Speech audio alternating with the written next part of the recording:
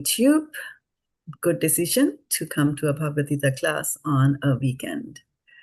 We'll begin with a short prayer to the spiritual master. Om Ajnana-timirandhasya Jnananjana-shalakaya Chakshurunmilitam yena Tasmai Shri Guruve Namaha.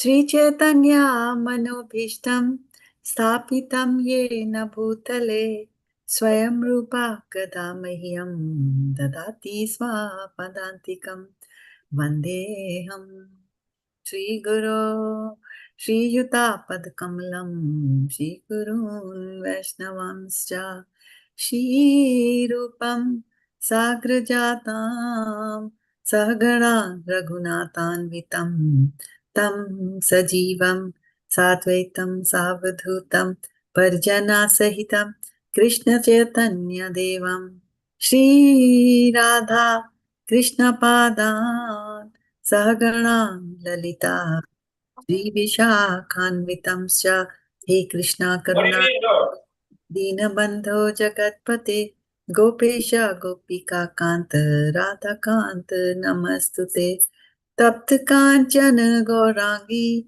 Radhe Vrindavaneshwari Vrishabhanu Sute Devi Pranamami Haripriya Vanchakalpatarubhyascha Kripa Sindhubhya Evacha Patitanam Pavanebhyo Vaishnavebhyo Namo Namaha. Jai Shri Krishna Chaitanya Prabhu Nityananda Shri Advaita Gadadhar Shivasadi Gaur Bhakta Vrinda Hare Krishna Krishna Krishna Hare Hare Hare Rama Rama Rama Hare Hare Gaur Premanande Hare Hare Bol. So let's see who all have joined us here. We have Deepika Mataji joining us. I see Deepika, Kiran, and Pushpa. Okay, good. Let's have them. So Deepika means Devi Kumari, actually. Hare Krishna Mataji. Yes, I will rename Mataji. Kiran and Kiran Khosla Mataji. And Kiran Khosla and Pushpa. Pushpa Mataji. All right. So, Devi Kumari Mataji, you are on our WhatsApp group, San Mateo Bhakti Vrish group. Yes, right? Mataji, I'm there. Okay, you are on that group. So what I'm going to do here is that I'm going to place the names of the devotees as they are coming here. Okay, Mataji. Joining us here, just to put the order of reading for them. And then, okay. Sorry, I was supposed to put Shana Mataji came and then she left. She'll be joining us a little late, so I'll put her reading at the end. So what we do and what we have been doing for the past few weeks is that we read from one translation each from chapter 8, and then we go to whatever verse we are supposed to do. That way, every week we go through the whole chapter again and again so that we get familiarity with that. So, without much ado, I will get going here. I think I got everybody here. So let me start sharing my screen, and if you can confirm that you're able to see Bhagavad Gita, not this one, wrong place, wrong thing, wrong window. Wow. Okay, what happened here? I went to the wrong place. Okay, I can close Facebook. Here I don't need it. Okay. So, back again to Zoom, the sharing, back to meeting, share.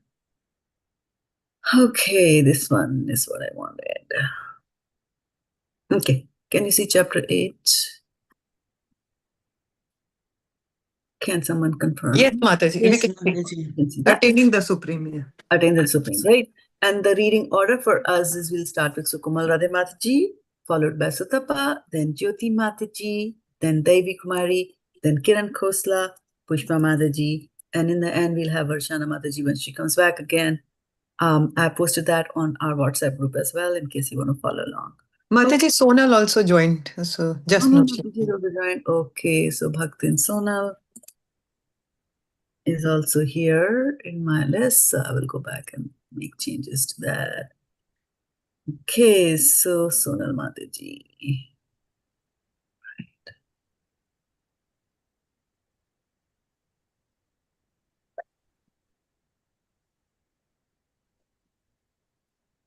Thanks here.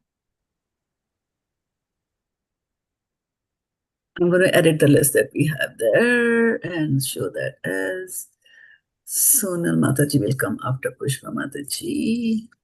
Very nice. Okay. So let's get started. Chapter 8, Attaining the Supreme, starting with Sukumal Radhi Mataji. Unmute yourself and speak. Arjuna inquired, O my Lord, O Supreme Person, what is Brahman? What is the Self? What are fruitive activities? What is this material manifestation? And what are the demigods? Please explain this to me. Text 2. Who is the Lord of Sacrifice and how does he live in the body? O Madhusudana, and how can those engaged in devotional service know you at the time of death? Hare Krishna, Lord Srila Prabhupada, Mataji, I'm here. Yes, Mataji, let the reading continue. Okay. Sutapa, I got disturbed. If you can repeat that. I'm sorry. Who is the Lord of Sacrifice and how does he live in the body, O Madhusudana? And how can those engaged in devotional service know you at the time of death? Hare Krishna. The Supreme Personality of Godhead said, the indestructible, transcendental, living entity is called Brahma. Nature is called Adhyatma. The self, action pertaining to the development of called karma or fruitive activities. Hare Krishna ji. Devi. Yes, Mataji. O best of the embodied beings, the physical nature which is constantly changing is called Adhibhuta, the material manifestation. The universal form of the Lord, which includes all the demigods like those of the sun and moon, is called Adhidaiva. And I, the Supreme Lord, represented as the super soul in the heart of every embodied being, am called Adhiyagna, the Lord of Sacrifice. Kiran Khosla Mataji.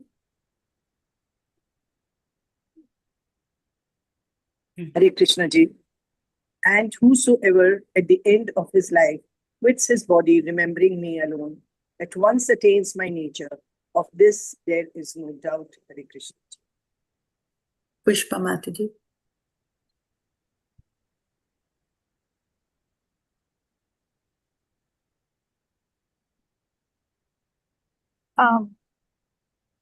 Sorry, Mataji, I was in the class, so I just came out. Text 5, right? No, text 7. Text 7. Therefore, Arjuna, you should always think of me in the form of Krishna and at the same time carry out your prescribed duty of fighting. With your activities dedicated to me, your mind and intelligence fixed on me, you will attain me without doubt. Okay. Sonal, Bhaktin Sonal. He who meditates on me as the Supreme Personality of Godhead, his mind constantly engaged in remembering me, undeviated from the path. He, O Partha, is sure to reach me.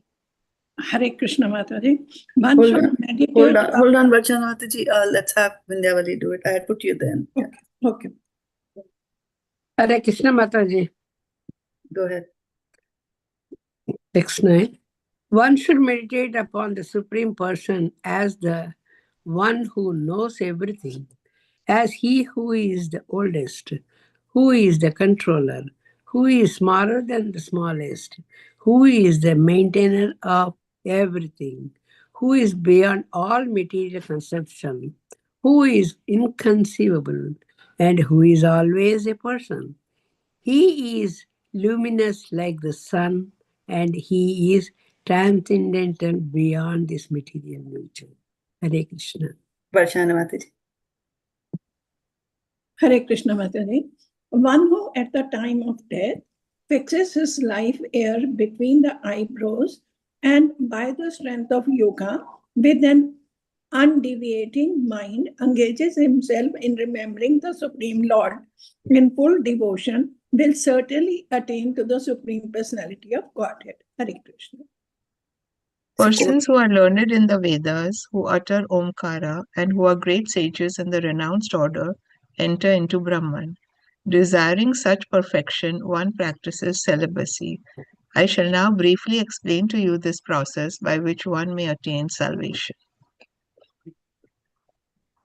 The yogic situation is that of detachment from all sensual engagements, closing all the doors of the senses and fixing the mind on the heart and the life air at the top of the head.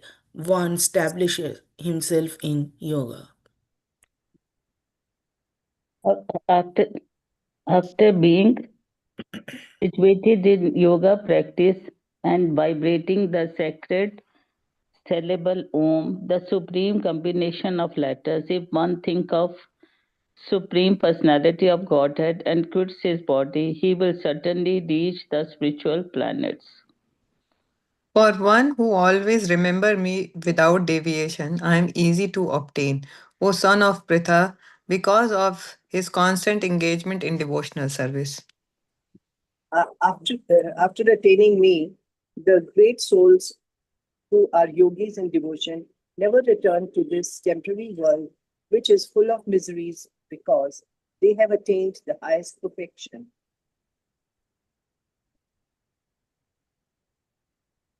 Pushpa. Hare Krishna. From the highest planet in the material world down to the lowest, all are places of misery, wherein repeated birth and death take place.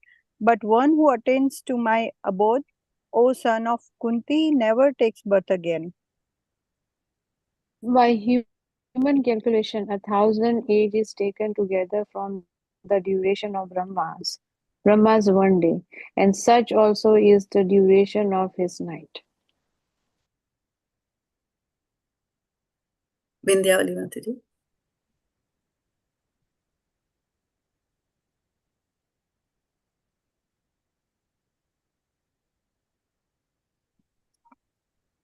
Do we have Vindhyavali Mataji with us? I'm sorry, Mataji. Go ahead. By the cal, which one? 17? 18. 18. 18. I'm sorry. Thank you. At the beginning of Brahma's day, all living entities become manifest from the unmanifest state, and therefore, when the night falls, they are merged into the unmanifest again. Hare Krishna. Again and again, when Brahma's day arrives, all living entities come into being, and with the arrival of Brahma's night, they are helplessly annihilated. Hare Did Krishna. somebody else join us in the middle? I think I heard a beep, or did somebody leave? Yes, Mataji, Rupal Mataji joined. Rupa joined us. Okay. So Rupal Mataji, you can continue to read. Which one, Mataji? 20? Text number 20. 20. Yet there is another unmanifest nature which is eternal and is transcendental to this manifested and unmanifested matter. It is supreme and is never annihilated. When all in this world is annihilated, that part remains as it is. That which the Vedantists describe as unmanifest and infallible, that which is known as the supreme destination, that place from which, having attained it, one never returns, that is my supreme abode.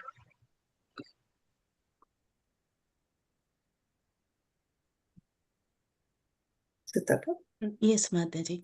The Supreme Personality of Godhead, who is greater than all, is attainable by unalloyed devotion.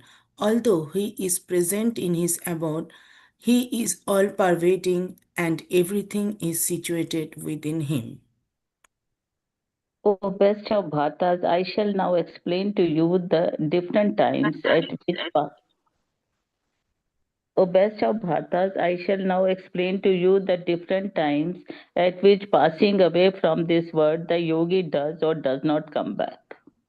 Those who know the Supreme Brahman attain that Supreme by passing away from the world during the influence of the fairy god in the light at an auspicious moment of the day, during the fortnight of the waxing moon, or during the 6 months when the sun travels in the north. Mataji, 2 more people joined, so just let me Okay. know. And who are those people? Deepika and Parul. Deepika and Parul. Fantastic. Okay. The Yeah, so mystic- you may want to Shall I continue? You might want to post the reading order in your chat where you have the other Matajis who are joining us new who are not in this, right? So that they also know this Devi Kumari. So Yes. one is Parul and who's the other one? Deepika. Deepika. Oh, so we have two. Hare Okay. Krishna, everyone. Hare Hare Krishna, Krishna. Mataji. Okay. So we're reading one mystic- verse and it is, go ahead. 25th. Right. Text 25th. The mystic who passes away from this world during the smoke, the night, the fortnight of the waning moon, or the 6 months when the sun passes to the south, reaches to the moon planet, but again comes back. Is it me, Mataji? Pushpa Mataji. Okay. According to Vedic opinion, there are two ways of passing from this world, one in light and one in darkness. When one passes in the light, he does not come back. But when one passes in darkness, he returns. Although the devotee knows these two paths, O Arjun, they are never bewildered. Therefore, be always fixed in devotion.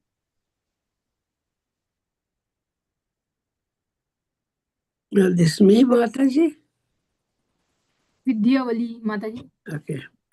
A person who accepts the path of devotional service is not bereft of the results derived from studying the Vedas, performing sacrifices, undergoing austerities, giving charity, or pursuing philosophical and putative activities. Simply by performing devotional service, he attains all these, and at the end, he reaches the supreme eternal abode. Hare Krishna. Hare Krishna. Okay, so let's take a pause here. You all have read this thing. Share this time to share your reflections, anything that you heard. So, Mataji, one question. Mhm. There were two texts. One text said, if one passes in the dark, he comes back, he or she. And another text said, if one passes in dark or Dakshinayan, there are various options they are given, right? One passes during fading of moon or in the night, or that also comes back. So saying that the first text which says that one only passes in the night comes back isn't true, right? Then No, the two words are different. The two verses are different. One talks about passing not in the night, but in the light, which is day. darkness or light. Okay. Yes, darkness and light. Yeah. Right. And then what is the verse that comes a little after that, where on which the bhaktas focus? In that range where we are talking about, right? 24, 25, that range of verses. A little after that is a verse where all the devotees focus on. Open your books. Devotional service. Open. Yeah, open the book and go. It's very close to where he's talking about, Krishna is talking about passing in light and passing in darkness, right? Mm-hmm. Which chapter, Mataji? Wait. 8? Hare Krishna? Yes. Mataji. 8th chapter. Thank you, honey. Okay, got it. 24. Mataji, text to 27. And can you read out and tell us what does it say? Yes. Although the devotees know these two paths, O Arjuna, they are never bewildered. Therefore, they are always fixed in devotion.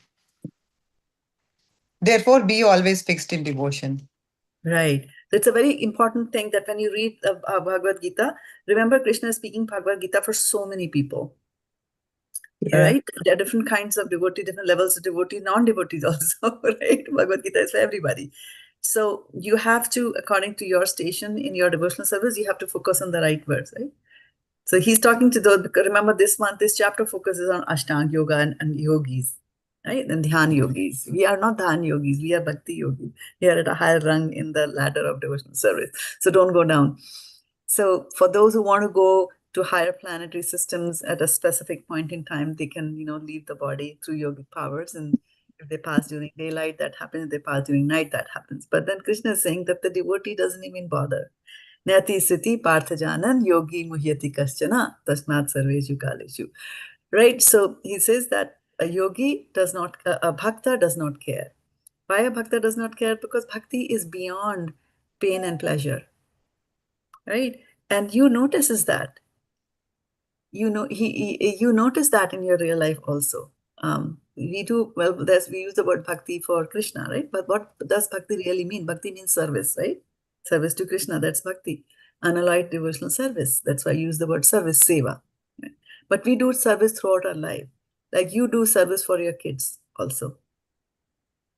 So it doesn't matter whether it's a beautiful weather, you will cook for your kids. Whether it is bad weather, temperature is 100 degrees, you will still cook for your kid with the same joy, right? So that's what happens in devotional service. When you're devoted to someone, it doesn't matter. So a devotee doesn't even care. You are going to put me in hell, doesn't matter. I'll remember you. You want to put me in heaven?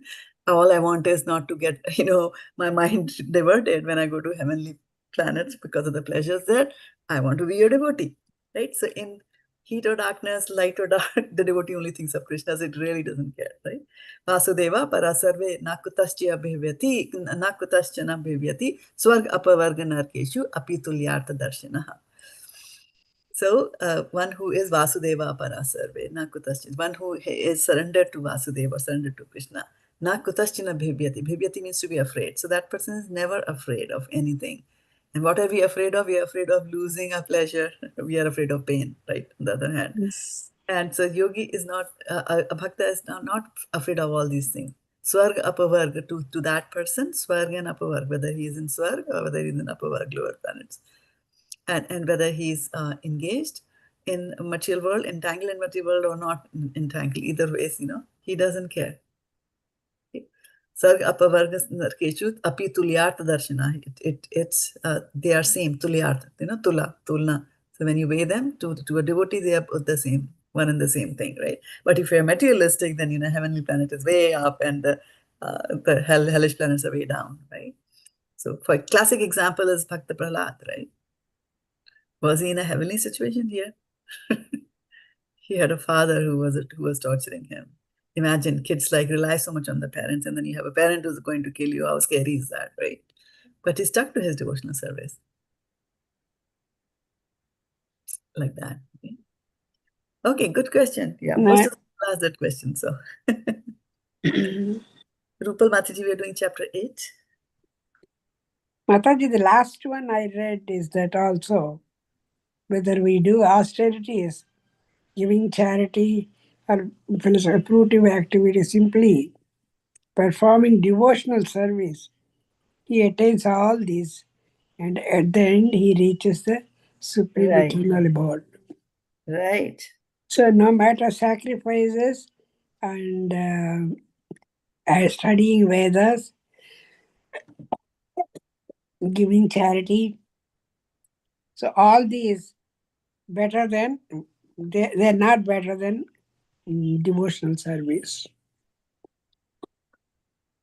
That's No, what. he's not saying they are all better than devotional service. Read the translation again. Yeah. Read it aloud for us. A person who accepts the path of devotional service is not bereft of the results derived from studying the Vedas, performing sacrifices, undergoing austerities, giving charity, or pursuing philosophical and fruitive activities. Simply by performing devotional service, he attains all these, and at the end, he reaches the supreme eternal award. Right. So you got it? No? He's saying that when most of the people will go for this and that, they will want to do Ashwamedh Yag because I want Yeah. opulence. I want this, I want that. Still keep on, they'll go after demigods because demigods will bestow you material things. Right? But here what he's saying is that if a person does devotional service, Vedeshu Yagyesu Tapesu Cheva Jnanechu Yat Punya Phalam Padishtam, right? So whatever a person, when a person is doing devotional service, whatever the others are doing, Yeah. right? Vedeshu durlabham adurlabham atma Atma bhakta. Bhakta, It's a Govindam Adi puruṣam Puruṣam tamaham Tamaham bhajami. Bhajami. It says that. So again, there's a devotee. Even if a devotee has material desires, he's saying don't go to the demigods, because in chapter 7 he talked about demigod worship, right? Yeah. And how they are doing it avidhi purvakam, they do it the wrong way. So he's saying by devotional service you will get everything.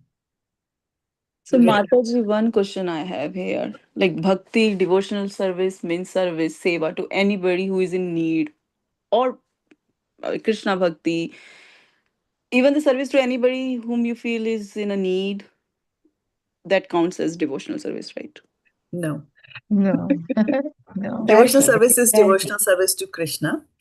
And again, when you are, a lot depends on what you are thinking at the time we are doing the action, which is called as intention.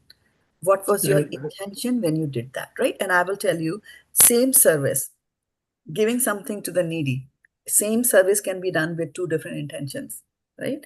One intention is the thought process at that time is that I want to get some pious credit, sukriti, punya ka kaam. Because when you do punya ka kaam, you get elevated to higher planets after you die. So what I'm going to do is I'm going to make an investment in my future life, which will be beyond death. I'm going to make an investment in my future life by doing some good things here so that I'll carry all that good work with me and I'll enjoy in some future life, right? So that is one intention of giving food to the hungry. The second intention, second thought process a person can have is that Mame Vansho Jiva Loke Jiva Bhuta Sanatana. Every soul is a part and parcel of Krishna. And so this soul right here is also a child of Krishna. And Krishna's child is hungry. I'm feeding Krishna's child. You see? Same activity you're doing, but intention is very different. The consciousness is very different. In the first case, the consciousness was directed towards me and my pleasure, right? In the second case, the consciousness is directed towards Krishna, where you're doing something relative because it's related to Krishna. You're giving food to this person because you see the person's connection with Krishna, right? And you give the food. So that second act is what is Krishna consciousness. When you do all activities linking them to Krishna, right? You do it. Now, does it mean that I should not do any charity? You can do charity, you know. You do a lot of charity you should do, actually. Right? So, Mataji, in the But to the right second, person. if our intention is second scenario, sorry, Mataji, I'm asking too many questions here. No problem. It's a question hour. Second scenario which you mentioned, where we are helping somebody with the intention that we are helping a child of Krishna. Say every soul has Krishna in it, so we are helping a child of Krishna, as you said in your words. But the receiving end might not have the similar thought, right? The receiving end has a different intention. And in the today's generation, what does Krishna in Gita tells? Because people start taking advantage then. So how does a person who is going with good intention should should go Should about it? continue without being taken, without being exploited. Is that your question? Yes, Okay. yes. Right. Yeah. So a couple of things. One is that it is all about us in this case, about when it comes to intention, it is our intentions, right? So that you give. And then other person's intentions could be anything, right? They could be bad or good. And that is why they say if you're giving food to the hungry people, then you should give prasadam. Because even if you can't do anything to their consciousness, the prasadam will do something to their consciousness, right? So after eating prasadam for a long time, they will do it, right? Also, when it comes to charity, if you see somebody is exploiting you, there is no need for you to be exploited. You can stop slowly, right? You can wean yourself away from that.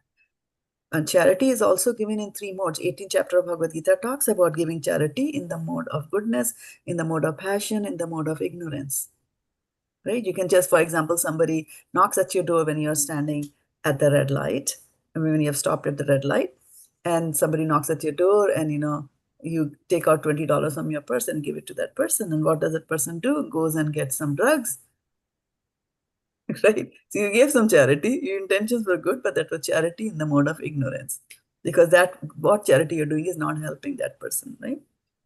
Then second charity is when people does a charity in the mode of passion. So they are doing the charity, but they make a big noise about it. Why they're doing the charity? So that the world should know that they are a big donor, right? So before they give, so like you will also see there are a lot of billionaires who give donations. Some of them donate it silently, and some of them will have a press conference and then they'll say, I'm donating this money. So that's mode of passion, charity mode. Then there is charity in the mode of goodness, right? When you are giving it to the desh, patra, kal, you see according to the time, place, and circumstances, and the person to you are giving, you judge that and you give. Now, also in Bhagavatam, in the one of the verses where it says Ayur Harati Vaipam Sam, it talks about Srila Prabhupada in the purport talks about giving charity, and it's so amazing thing about charity. He says that whatever you give in charity is bound to come back to you. If you give $1 today to somebody, it'll come back to you, either in this life or in some life in the future, but it will come back. That's how it works. Okay? And then he says that, so you know the formula that when you do give it to anybody, it'll come back to you. That's punya that you're earning. The second is when you give charity to a person who's engaged in serving Krishna in some form, right? Then it comes back manyfold, 10 times, 100 times, 1,000 times. And then if you give charity to people who have dedicated their life towards Krishna consciousness, right? Like they are sannyasi or, just not doing anything, but utilizing their whole time in spreading Krishna consciousness or engaged in Krishna conscious activities. When you give Lakshmi to them, it comes back to you 1,000,000 times. It's like, and that is because why? Because that charity is actually even beyond the mode of goodness. That charity is transcendental, because you're giving it to somebody who's engaged in transcendental activities like that. So we have to be very, very careful when giving charity. Just don't give it like that. Yeah. And if somebody you feel is exploiting, you can always turn around to others and you can discuss with somebody else, and then, wean yourself away from that. Yeah. Devi Kumari Mataji and Varshana Mataji, in that order. Hare Krishna Mataji. Mataji, I have a question that, like you said that in material world also, what we are doing, it depends upon what our intentions are. So is it applicable in our Krishna conscious activities also? If we are doing bhakti or activities or service or seva, but our intentions are different, is it still bhakti? Or it's not pure bhakti, right? Pure bhakti is defined as anya vilashita shunyam jnana karmadhyana anukulyana krishnano sevanam bhakti uchyate. So anya abhilashita shunyam, it doesn't have any other desires. That is pure bhakti. But even impure bhakti is bhakti, remember. It is just impure. It is bhakti. Just got contaminated like that. So if you think that your bhakti is contaminated, doesn't matter, continue to do it. Or if you're seeing somebody else is doing impure bhakti, let them continue on that path. If you want to purify them, give them prasadam, if they're not willing to listen directly. Like that. Yeah. So basically you do anything for Krishna because Krishna doesn't need. He has given his services to us for us to get purified. So he doesn't need any service. So basically, if we do with any intention, he is gonna take care of us and give us situation in which he is gonna purify us. He's taking care of everybody. Yeah, he takes care of everybody in his way. Right. Whether they want it or not also, Mataji. So, and one more point, Mataji, when Parul Mataji was saying that if someone is exploiting us, so I feel that when this point comes that we are thinking this person is exploiting, then it no longer becomes charity. I mean, you yourself, if you are doing, you are forced, but you are thinking about it. So our intentions has changed. Our thoughts have been changed. So we can stop over there, because if you forcefully do it, it's still not charity. It's not, because you have already been thinking about it, that I'm being exploited. Correct. So we have to be very careful of what goes on in the upper story here, or actually here, in the middle, the mind. Mataji, only when you said when we can give prasadam and then they will be purified. But when we don't have prasadam in hand, okay, this reminded me one instant. When we were in Qatar, we just went to eat somewhere outside, and then when we were coming, one guy came and then asked for money. He was begging. So from my side, he was standing and he was begging. My husband is driving. He said, okay, do you know any political people who did your vote and everything? He asked him. And did you vote for Indira Gandhi? He said yes. Then afterwards, he gave him $5. He said, see, you voted to Indira Gandhi. You're begging here. So what benefit you got it from him? He asked and then he gave $5. You don't believe that guy just walking from my side, he was walking. This man looks like a crazy man. He was telling my husband that he looks like a madman. That's what the certificate my husband got. I told him, you just gave him $5 to eat something, and then here he says you're a madman because you're asking about politics. So that is the life we have, Prabhu Mataji. So sometimes, we shouldn't be asking anything. You want give charity. But that money, he might take into drinking or something. That's all. Yeah. Those things will happen. Yeah. If we Vacho have... Begum, that is Vacho Begum, the urge to speak. Right? Urge to speak was in both parties in that case. Right? Yeah. Mm-hmm. That's why it says urge to speak is the first urge that we should cover. Yeah. Devi Kumari Mataji, did I answer your questions? Yes, Mataji, you nicely answered. All right. But no, I'm waiting for Varshana. Yeah, Hare Krishna Mataji. Mataji, my question is that generally it is always said that whatever charity we do, it should not be announced and told.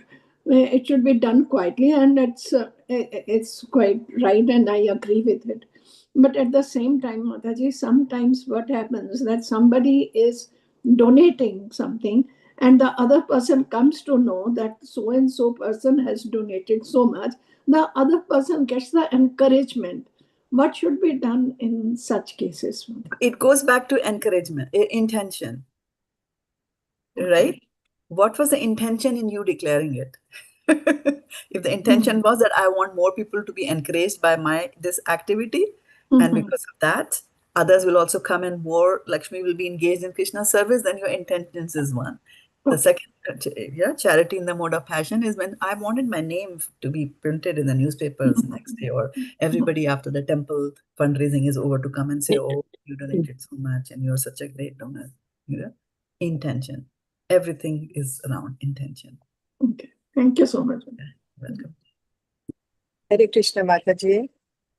I wanted to know that in case, just like we were mentioning that if we give some $20 to somebody on the traffic light, and he uses for his drugs and all. In that case, if our thoughts are not maligned and we give, does that benefit us or not?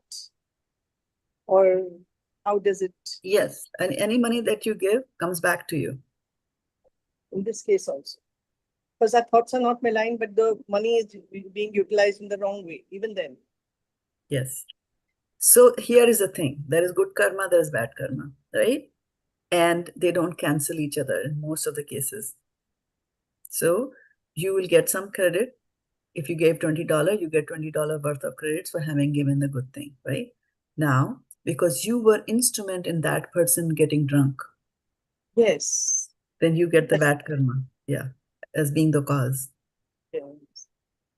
So it's very complicated.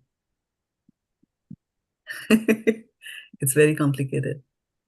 The karmic reactions are very complicated, right? So sometimes if somebody is an instrument, the instrument also gets, in fact, when you open the Srimad Bhagavatam, it's so funny because that situation came in my life today itself at work. So in Srimad Bhagavatam, in the beginning chapters, you see where Prithvi is standing in the shape of a cow, and Dharma is standing in the shape of a bull, and his legs are broken. And when Parikshit Maharaj goes there and he asks, like, who has done this to you? And they respond and they say, we will not tell you who has done that, because even naming, when you name the perpetrator of crime, when you name somebody who has tortured you, you get a little piece of that bad karma. Isn't it amazing and mind-boggling that somebody tortured you, and when you take the name, that you get a little piece of it? But that is not fair, Mataji, because trying to help. Yeah. Thank you, They say we won't tell. Yeah. It's there in the Bhagavatam. Appears so mind-boggling to us. Like, what if somebody came and stole and they come and ask that, who's the thief? And I'm like, I won't tell. Yeah. So basically, Mataji, if anybody is doing to me, because like Bull is saying, right? Bull is saying. So if someone has done to me, and if you are asking, still I should not say. That's what it says. It's very difficult, but that's what it says, and it's mind-boggling. It's mind-boggling because the police might ask you, right, at some point, which Maharaj Parikshit is in the place of policeman of today, right? That way he's asking. But that's what they say. Yeah. So basically, they say that whatever is happening because of our prarabdha. So if we keep quiet and go through it, if our sadhana is strong, then our prarabdha will go away. But if we complain, it will stay. Is it related it starts a chain reaction. Yeah. Okay. Yeah. But it's very difficult to do that in the beginning. And that is where there is the concept of purification. Purification has got to be there in our lives. And purification will come from doing bhakti. In fact, today's verse is one like where, and I'll come to the raise hands shortly. Today's verse is number 10, where he says, prāṇa-kāle manasācalena bhaktyā yukto yoga-balena caiva bhruvor madhye prāṇam āveśya samyak param puruṣam upaiti divyam. So he says that prayāṇa-kāle manasācalena. Prayāṇ means to leave.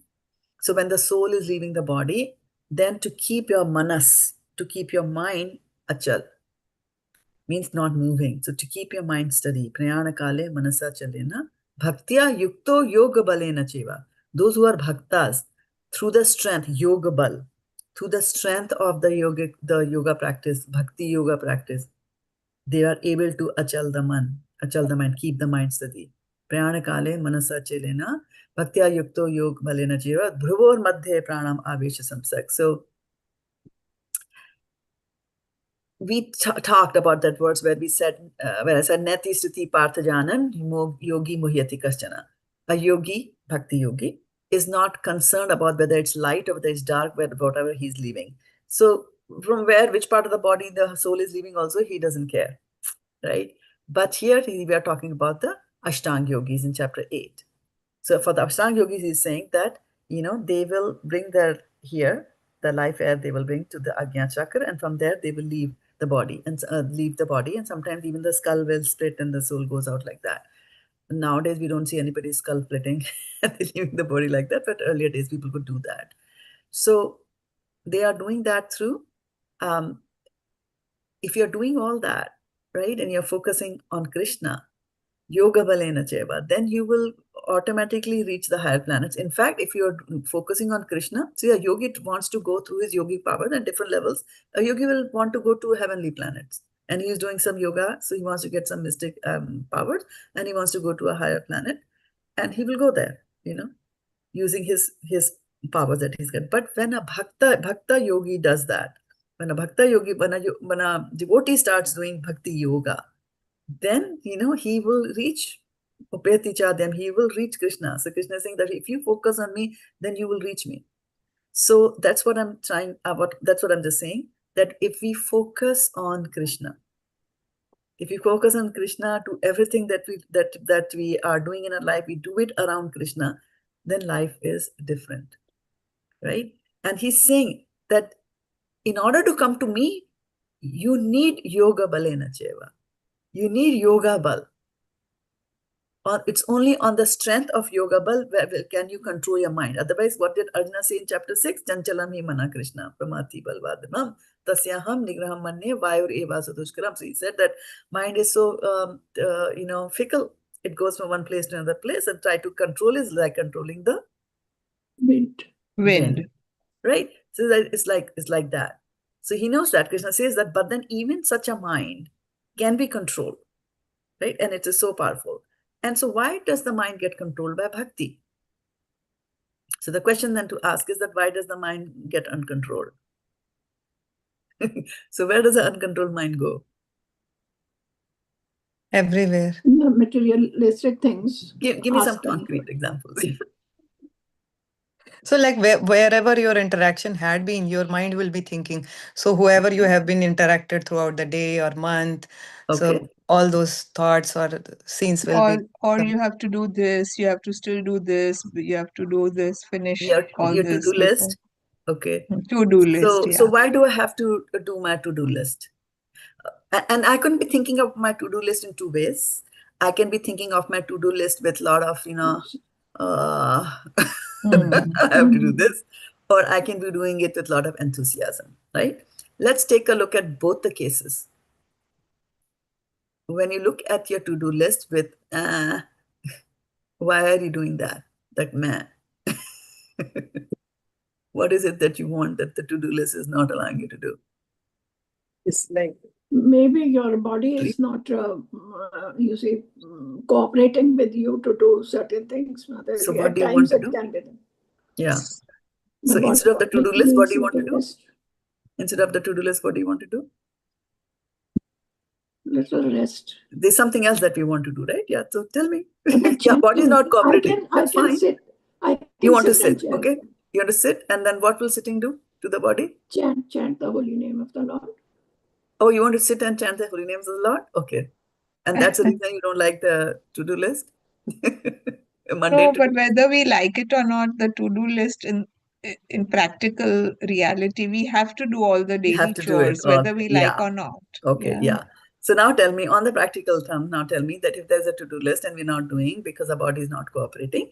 So my question is that what is it that we want to do because our body is not cooperating? What is it that we want to do other than the to-do list? Something that we like or we will enjoy. No, but the body is not cooperating, right? So if the body is not cooperating, what do you do? You want to lie on the bed? Huh? Yes. Mind will think. You want to go to sleep, right? Mind will think other things like monkey. It goes here and there.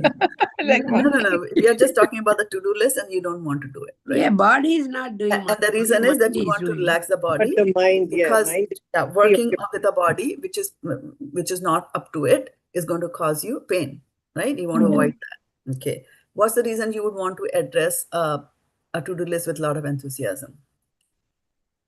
Preparing food for Krishna is something that really invigorates you. Okay. If you are tired, how can you do that?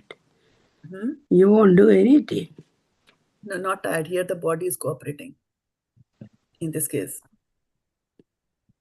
So why would anybody look enthusiastically at a to-do list? If the to-do list had something cooking for Krishna, so obviously devotee is going to like that. Okay. Desires. Sometimes, Mataji, There we are are some tired desires. And what are It these is still desires? cooperating, Mataji. I think by thinking you can do things. First, you have to give to your body that you have to, body is not cooperating. You have to give affirmation to your body that you have to get up and do. And by thinking, I think you can do many things.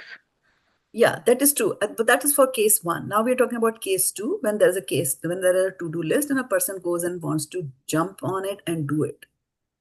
So, Mataji, in bhakti, so the desire may be to please Krishna Okay. or the please And if devotees. not bhakti, okay. Then there are so many things like money, your name, fame. Okay. So why do I want money, name, and fame? What do they do to me? Because do we feel happy when you have money? Yeah, yeah. Right? Do we feel happy when we have fame? Yes. Right? So we will, when there is a to-do list to do, right? Whether you engage somebody else to do for you. whether your body is up to it or whether your body is not up to it, ultimately the to-do list is directed towards us. We are doing it for us, right? So other than we are bhaktas, right? And a real bhakta will then go into the temple, and even if they're dirty dishes, will easily, without any complaints, wash the dishes and then cook everything and then wash the dishes again and then sweep and then come back and no complaint. That is pure bhakti. If we complain, then which we are very, very, very, very far from, Mataji. So that's why, that's what I'm emphasizing, is that it is purification. Yoga-balena caiva, right? So in order to control our mind, right, in order to control our mind, we need. So what is happening is that we are seeking pleasure in some sort, pleasure or lack of pain. That's what we are seeking all the time. And why does the mind go from here to there? The mind goes from here to there is because we are seeking pleasure and we don't get it in these mundane things. But if you're going after Krishna, right? Krishna is a reservoir of pleasure and he will give you what you want, which we don't know sometimes. But he And gives, sometimes Mataji. Krishna, yeah. He gives. And one of you actually, actually one of you actually meant that Krishna will give things to us, Krishna takes care of us, and he will do things to us even if we don't want it, right? Now I'll tell you a very powerful verse from Srimad Bhagavatam, which I just brought up. And it's in the list of verses that people at ISV are memorizing. Shri Bhagavan Uvacha Yasyaham Anugrihnami Harishe Tatthanam Shane Tato Dhanam Tajyantasya Swajana Dukha Dukhitam. So he's saying the personality of Godhead said, if I specially favor someone, I gradually deprive him of his wealth. Then the relatives and friends of such a poverty-stricken man abandon him. In this way, he suffers one distress after another. I should quickly remove this very, very strong and intimidating verse, right? But also remember that Krishna doesn't do this to everybody. Krishna will give you a lesson only the kind of lesson or the intensity of the lesson that you can handle. He knew that Bhakta Prahlad could handle so much. That's why he allowed Bhakta Prahlad. He gave all that, right? And the purpose, so always remember that if there are disasters coming our way or life is very difficult, something like that, take it as an opportunity that Krishna has put before us to purify ourselves. And so when that mood of thinking changes, then you also get the strength. And that is why Mataji was saying that, with your mind, you can do everything. Right? So how do I tell, what is it that I have to do to my mind that after which I can do everything? This is what it is. When you tell the mind that, this is something Krishna wants me to do, this is something Krishna wants me to go through, and because I love Krishna so much, then I'll do anything for him. Like that. Yeah. Right? So that mood has to be there. So it's prayāṇa-kāle manasācalena. So at the time of death, the mind will be very agitated because it has lived in this place, right? Like, imagine you're living in a house for 25 years and suddenly the police comes and say, hey, you have to vacate this house. How agitated we will be. And how many things we'll think about, like, oh my goodness, my clothes are there, my dishes are there, I sleep, my mattress. How can I leave? Right? So the same thing happens to the soul also. And the soul is trapped in this body, and when soul leaves through one of the holes in the body, then there are so many things that are tying the soul to the body. And what ties the soul to the body are all our attachments and our desires. They'll tie the soul to the body because your desires, so-called desires, are fulfilled only through this body, right? You want to eat a gulab jamun, you need a body and a tongue, right? In a mouth. So the soul is attached to that. It's very difficult. The more the attachments that you have, the more difficult it is to leave the body, because it's almost like you have to cut those threads. And as if Mataji, I have a question over here. Like attachment, like seeing parents getting old and love towards the parent is also attachment, but that doesn't come in desire, right? love towards the attachment, love towards the parent is not because they are old. Yeah. Is not a attachment as long as you keep it within the limits. Limit, okay. Within the limits, right? And reasonable. Right? So you have to take care of your parents. Remember, everybody's an individual soul. You have to take care of parents. You have to cook for them. All that is fine, right? But then if you're neglecting your devotional practice for that, right? Then the mom comes and says, okay, let's sit in front of the TV. There are moms who say that, right? And then you have your rounds to finish. At that time, you have to gently, you have to gently extricate yourself out of that situation, or set your boundaries. And you might not be able to set the boundary immediately. It's because it's not that we have been born into Krishna consciousness and been living in a family where there was Krishna consciousness, everybody understood, right? At least in my case, I come from, material background and then switching, trying. So never sever these connections also very, very quickly with the people who are not so spiritually inclined in your family, because that might hurt them more than help them, right? And so again, I'm saying you have to wean yourself away slowly from these connections that you have. Another thing is that I remember there was a colleague at work, and he was so fond of his sister. I have never come across a person so fond of his sister, right? And he would be there, he would earn money, he kept on sending money to his sister and to his parents and like that. And every time he'd be like, I want to do this for my sister, I want to earn more money, make a house for my sister, do this for my sister, do that for my sister. Constantly it was like that. And the last that I heard was, I'm looking for a boy. Do you know a boy? I want to get my sister married. The complete conversation was happening all the time. And then finally, it so happened that he was laid off from work. And then, you have to find a job within 60 days, whatever, here in USA. He could not leave the country. And his sister got married at that time in India. So things like that happen. You can imagine how devastating it was for that person. And so many times I used to tell him, you live so close to the temple, please come to the temple. No, I make calls to my sister in the evening, right? So you sacrifice so much for that, right? So that's one thing. Second thing is that when you're doing the duties, especially like, when men are going into Krishna consciousness and their wives are not into Krishna consciousness, right? How do you handle that in your home, right? Like you come back from work and you're thinking, okay, I'm going to sit down, relax, and I'm going to read the Srimad Bhagavatam. And when you reach home, your wife is all dressed up and she says, now let's go out for a walk. What will you do? You're a married man, you have your duties, you have your dharma. Yeah, you have to do that for the wife. So you will do that. You will take the wife out on a walk. But internally, you can be detached. While externally, you are doing your duty. Now, attachment is on your way, when coming back from the work, you are looking forward to going out for a walk. That is attachment, right? So you can do the same thing with two different frames of mind. You're doing it, you're being a nice husband, and same applies to wives as well. You're being a nice spouse, you're doing your duty, but not being overly attached to that, right? Sonal Mataji, does that answer your question? Do we have her still? Yes, Mataji. Thank you so much. All right. I saw a few hands that were raised. I don't. Hare Krishna, Mataji. I had one question. Can you please share what you just shared from the Bhagavatam about that? That you quickly removed it. See,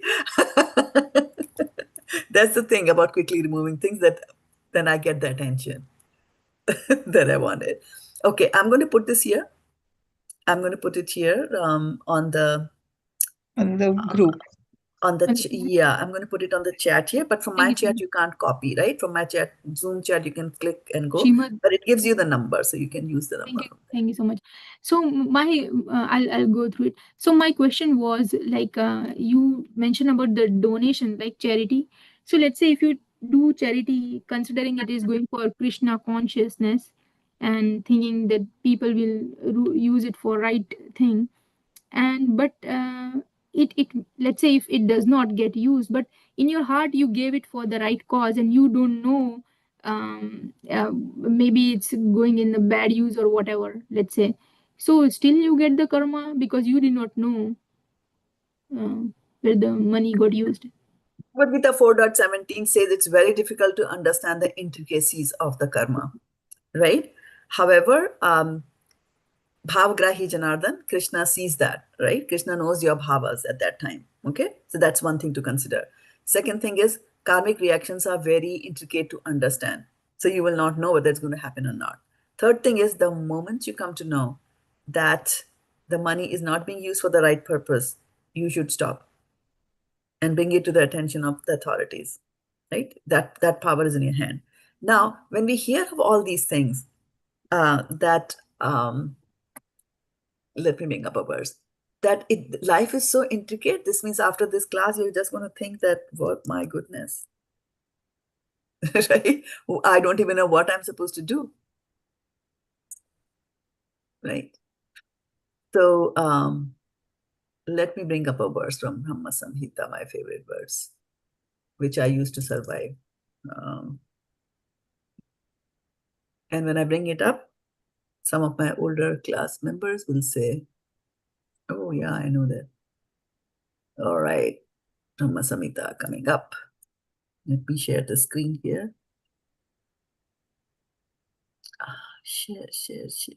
Okay. Yastra Indra Gopam Athavendra Mahosa Kvarma Bandhanurupa Phalabhajanamatanoti Karmani Nidhati Kintu Cha Bhakti Bhajam Govindam Puruṣam Tamaham Bhajami. So what does it say here? Indra Gopam. So it's talking about Indra Gopam and Athavendra and Indra. I adore the primal Lord Govinda, who burns up to their roots all fruitive activities of those who are imbued with devotion and impartially ordains for each the due enjoyment of the fruits of one's activities, of all those who walk in the path of work in accordance with the chain of their previous performed works. No less in the case of the tiny insect that bears the name Indragopa than in that of Indra, the king of the Devas. So what this verse is saying here is that right from the tiny insect, Indragopa, all the way up to Indra, who's the king of all the demigods, they have karmic reactions stored for them. Okay? So whether you are Indra, you have to suffer. And the fact that you are an insect, you're already suffering the karmic reaction. That's why you don't have a human body, you have an insect body, right? So anybody in between has to suffer the karmic reactions. But then he says, Karmani nirdahati kintu cha bhakti bhajam. So it says, but if you do devotional service to Krishna, your karmic record, and this karmic record stays for millions of lifetimes, right? That's what Chitragupta is doing all the time nowadays with the way that we are doing so much time. I must be using computer now. But anyway, I'm just kidding. Demigods are pretty powerful. They don't need machines. So it's only bhakti that will burn it to the roots. And so imagine, like, if Chitragupta, who's writing all your karmic reactions, said, oh, good, bad, good, bad, good, bad, and you say, oh, I don't like it, you tear it and throw it at his face, right? He can pick it up and he can join on the people's back together, and it'll be the same page. He can do that, right? And anybody can do that, right? Throw papers in the trash can, people do that, right? And then they get your social security number and all that. But if you burn something, it is ashes now. It's changed its form. You cannot bring it back like that, right? Unless you are Krishna. So, karmani Nirdhati kintu bhaktyā. That is the only hope, my dear. That's the only hope that we have.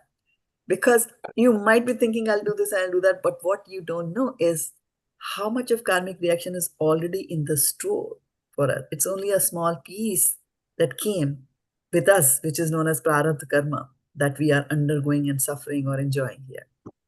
Who knows what the backlog is, and who knows what in the future we are going to do. So better to take to bhakti, because it will clear your record and give you a new identity. That's why they say, Vaisheshika Prabhu always jokes and says that, if you are a criminal, you're put in a jail and you're tortured, right? So us, we are in this jail of the material world and we are tortured, right? 3 types, right? Adhyatmic, Adi-Devik, Adi-Bhautik, 3 types of tortures we have. Then he says that, okay, once the criminal turns to the authorities and say, okay, I'm going to be on your side and I'm going to tell you who all the other drug dealers are, right? Similarly, when we turn to Krishna and say, okay, Krishna, I'm taking surrender, I've taken shelter of a spiritual master, I won't be like that, right? So then what happens is the people who are in the jail, the jail authorities, and you cooperate with the government. What the government will do, the government will take you out of California and put you somewhere in Alaska. They will change the color of your eyes. They will do some plastic surgery on you. They'll give you a new social security number. And from Schnicky, you will become Smith or something like that, right? So new name, new identity, new everything.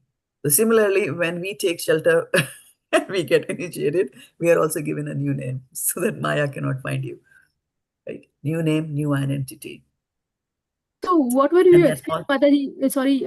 So when you get initiated, is the karmas are burned, or is it? Yes.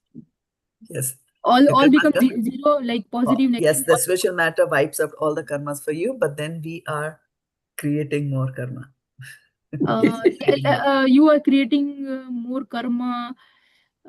Basically, you need to be more careful, right? Correct. Correct. If it goes wrong, then only you would create something. But if you are on right path, then like I said, intricacies of karma are very difficult to understand. You get involved in karmic reactions even if you are unknowingly doing something, right? And we are eating vegetables. In between that, you eat an insect. We are doing a lot of karmic reactions. Yeah, and Mataji, another question I had asked, let's say you mentioned about that cow, right? And the bull thing. So let's say you are being troubled or tortured, or like let's say someone is going through some trouble or something bad happened to them, right? But and if someone is asking and you share out of a good intention that it should not happen with them, or from a positive side to bring improvement, even though still you get bad karma by telling that this did this or this, still you get then. Right. And the answer that I gave was, intricacies of karma are very difficult to understand. Intricacies are very difficult to understand how much karmic reaction you're going to get out of that, right? And so my point of emphasis here is that because it's difficult to understand that, right? Because it's written in the Shastra, so it has to be true, right? Because Bhagavatam was given by Krishna. Yeah. So right? my question was like, even if they don't share, still they are getting karma because they are not helping. And there is something in their heart, they really want to help, but if they fall in this path that if I say the name, I'll get some portion of that person's karma. And so both the ways, right? The way one goes here and one goes here, then which way to follow? Exactly. But if you are a servant of God, if you are a bhakta, then all these confusing items will be removed. Not only confusing items, all the places where you did karmic reactions intentionally. These are unintentional. Forget about unintentional. Even the ones that you did intentionally, they get wiped out. Yeah, I agree. That's the saving grace. Yeah. And even Krishna doesn't explain karmic reactions to Arjuna in Bhagavad Gita. He says 4.17, the intricacies of karma are very difficult to understand. Absolutely. Very difficult, yes, yeah. And many reasons, because we have an intellect which is material, right? And all these things are happening at a higher level of intelligence there, right? So what we have to understand here is our situation. The day we understand our situation, that we are helpless, right? The day we understand that we are helpless, then we just obey. For example, these days, the market is very bad. The job market is very bad, Yes or yes? Yes. Yeah. Yeah. Trying to find another job is very difficult. Yeah. Employers are exploiting. Yeah. But we know we are in a sorry situation. So what do? We agree. Bear it. Right? Similarly, the day we Jiva souls understand that we are in this material world in a very helpless situation. Let's see, what is it that we really do by ourselves? Do we blink by ourselves? Very good. Do we digest our food by ourselves? Do Very we get good. up by ourselves? Right? Very There's good. nothing that we can do. That's why he says, Ranta Rudhani Mayaya. He says that you are sitting in a yantra. The soul is sitting in a yantra, and that yantra is managed by Vishnu, the super soul. And your body is managing all that, everything that happens. So once we get that understanding that I am in such a helpless situation, then what will you do? You'll turn to the authority. You'll surrender to Krishna. You'll start asking the question that I'm in such a bad situation. Is there a way out? And if there is a way out, how do I get out of this way? Now, I'm in this situation now that I'm doing good things every day. I don't do anything bad. And I have, I know Krishna, I do everything Krishna conscious. But what about my backlog? Who's going to take care of my backlog, right? So the easiest way is bhakti, and bhakti is easy, right? They're not saying you sit down for 10,000 years. And in this verse, fire and digestion, aham vaishnavaro bhutva, praṇam deham ashrita. Right? He's even digesting your food. Yeah. He's even doing that. So Krishna does that. So the moment we understand and accept that I am in a position, and then there are two ways of accepting surrender also. Okay? In prayers of Queen Kunti, when Krishna is leaving Hastinapur to go back to Dwarka, and she's trying her best and persuading him to not go. So at that time, Krishna, Kunti Maharani says to Krishna that, oh, now you're going, now that all these kings are at enmity with us, are inimical to us. So Mahabharata's war has just completed, and they have won. Yudhishthira is the emperor of the world. He has conquered all the kings. And Kunti Maharani is saying all these kings are inimical to us because although the kings surrendered, but the surrender was not a sweet surrender. The surrender was because they were helpless. But they were ready, that given the first opportunity, they were ready to attack again. That's why they had the inimical behavior. But the surrender that we do to Krishna, once we understand our situation, once we understand a situation, that this situation that I am in, I cannot solve it. But there is one person there who can solve it for me. And you know what? He loves me very much. Then you are surrendering to that person. Then it's a sweet surrender. It's not a surrender like, why did you do this to me? Now you get me out of it. The surrender is that I am the cause of whatever I am doing here. It's just me only. I took all the decisions, good or bad, in my life. I am here, but Krishna, you are so merciful that I actually deserve worse, and you have given me this. Now please help me. Like that, That is the right mood to be in. And then, whatever happens to us, surrendered. Otherwise, there is no other way, right? Or there is. Is there any other way? Right? Is it not integrate? Is it not too intimidating? The situation here in our life where we are, we don't know when death is going to come, how death is going to come, whether the mind will be steady on Krishna or not after all these practices, right? There's so many things, right? What age is it going to come? Where will my children be? Will they be settled when I die? Will they not be? All those things are there, right?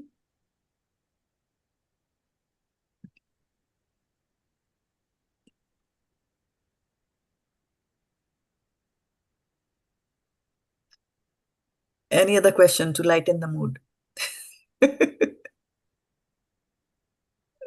Parul is very serious. Seriously listening. Wonderful class, Mataji. We learn a lot from you today. Thank you. We learned from Srila Prabhupada. Srila Prabhupada ki jai.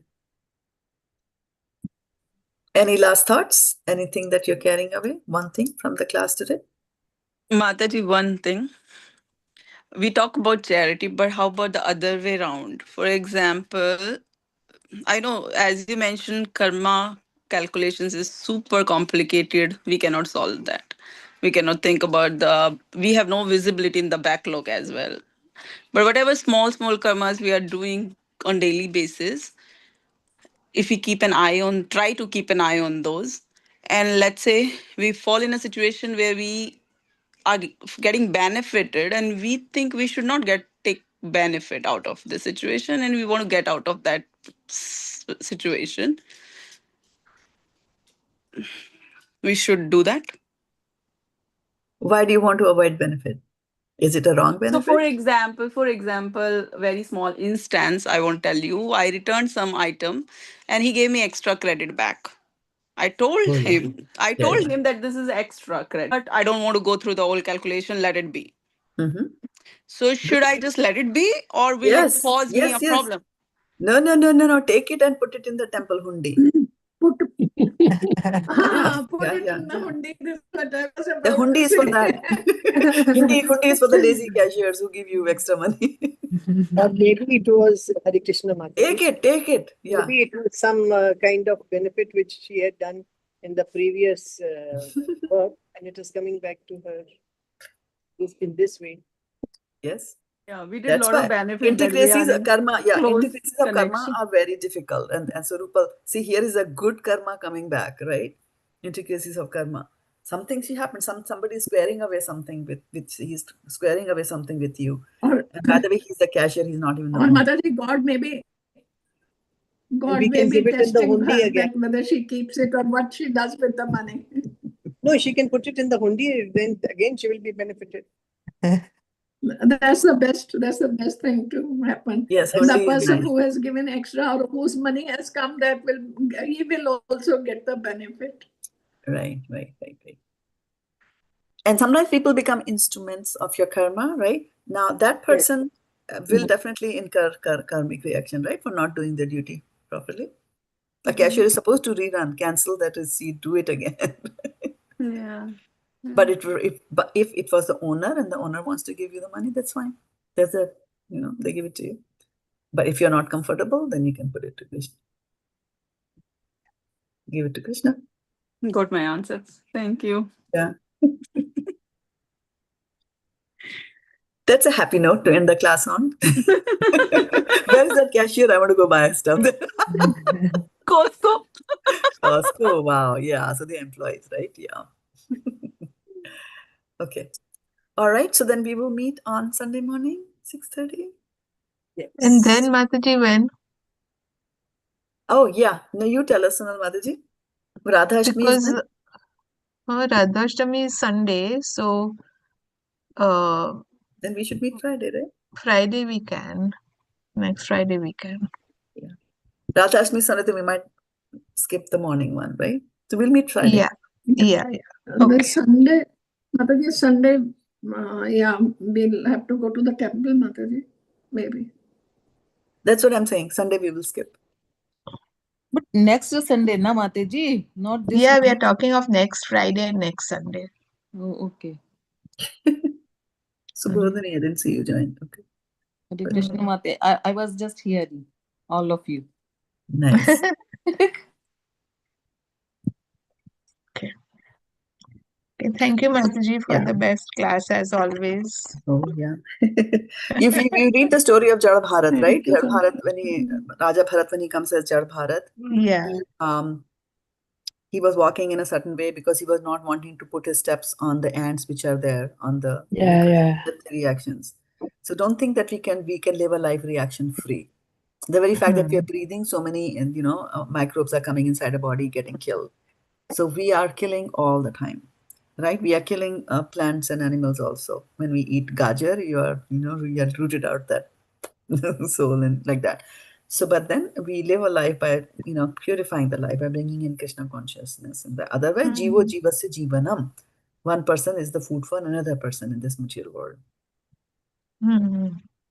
Like that. So, So there are reactions there. Continue with bhakti. Have faith that Krishna will. Āveśya rakhibe Krishna. Āveśya rakhibe Krishna means Krishna will definitely save me. That is the focus where our should be, to have that faith in Krishna that he will protect me. Right? Like the question that I did not do it intentionally. Well, but this is what the law of the land is. Now here, if you come to USA from India and you start driving on the wrong side of the road because you drove on the wrong side of the road, did not know the rules here. And when the cop pulls you up, and do you say that I didn't know the rule, that he's going to excuse you? He's not going to excuse you, right? He's going to give you a ticket, and then you have to show up for the DMV court or wherever you go. But if you know the judge over there, he might be sympathetic to your thing, To make right? the friendship with judge. Make the friendship with the judge. That's what we are doing.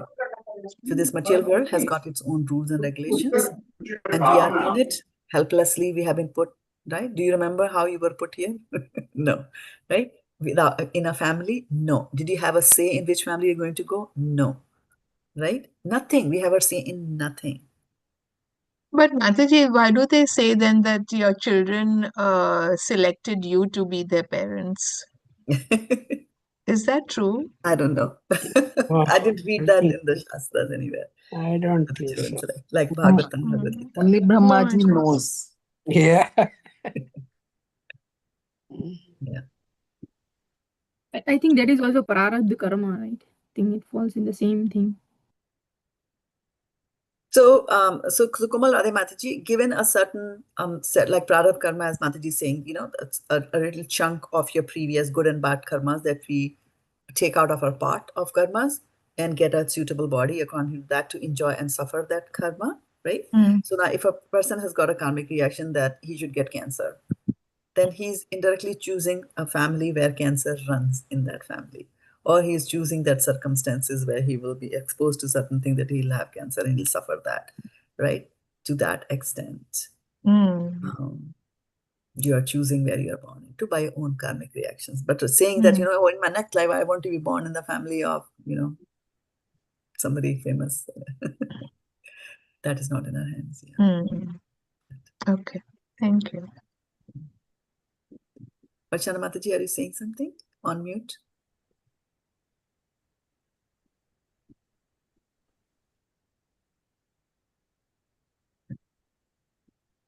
So I was listening to Abhimanyu's story that, you know, when they were going for the last rites, Krishna was smiling and Bhima was angry that why Krishna is smiling. I was just floating reels today.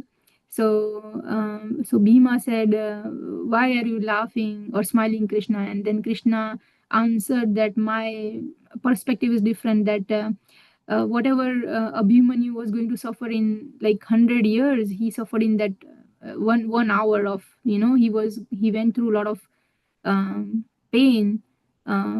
Everyone kind of attacked him. Now he's enjoying, you know, so God made all his prarabdha or everything in one life to release him, kind of.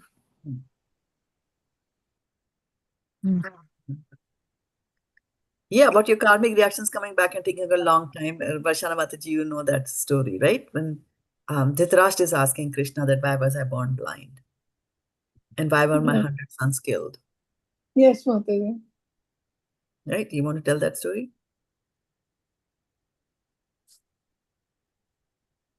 Hare Krishna, Mataji. Mataji, just ask me again once. Sorry.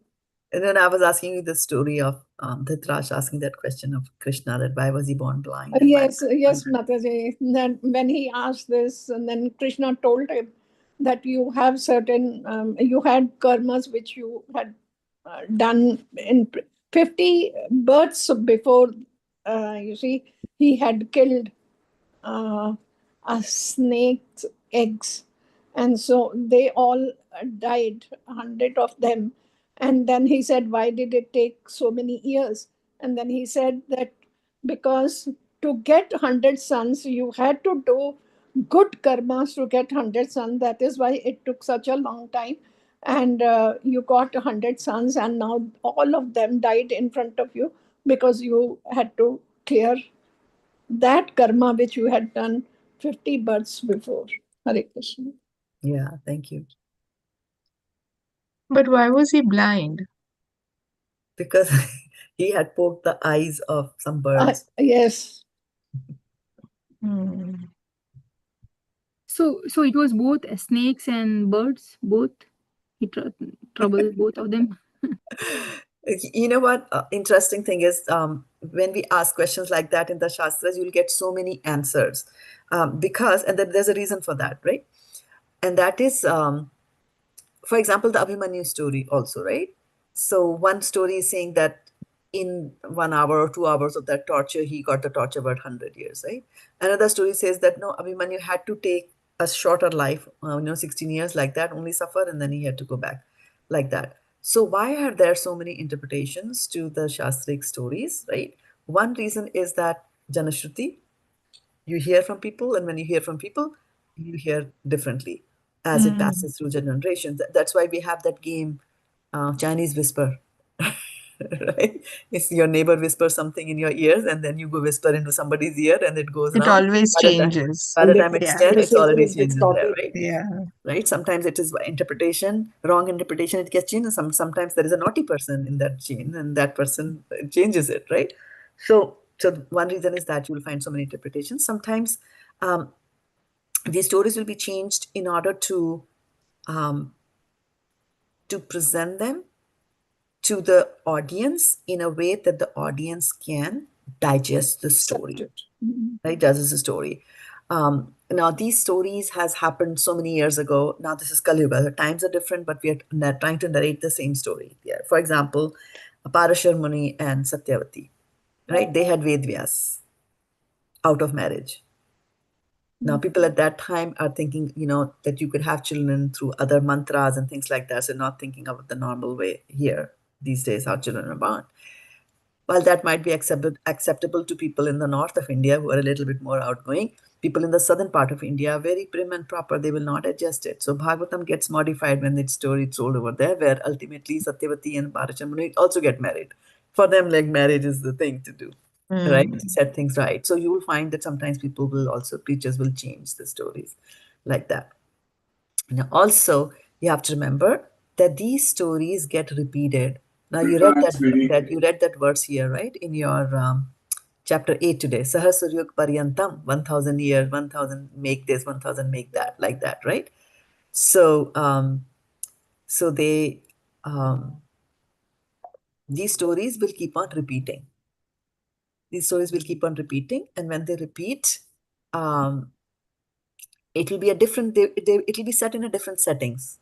So when the story repeats, in this setting it was like this, in that setting it was like this. So in this setting, Abhimanyu was supposed to live for 100, live less. Second setting, he was supposed to live for 16 only, like that. It will change like that. Narad Muni will be from Germany. He'll have red hair. Narad Muni next time will have black hair because he was from. Because Narad is a post again, right?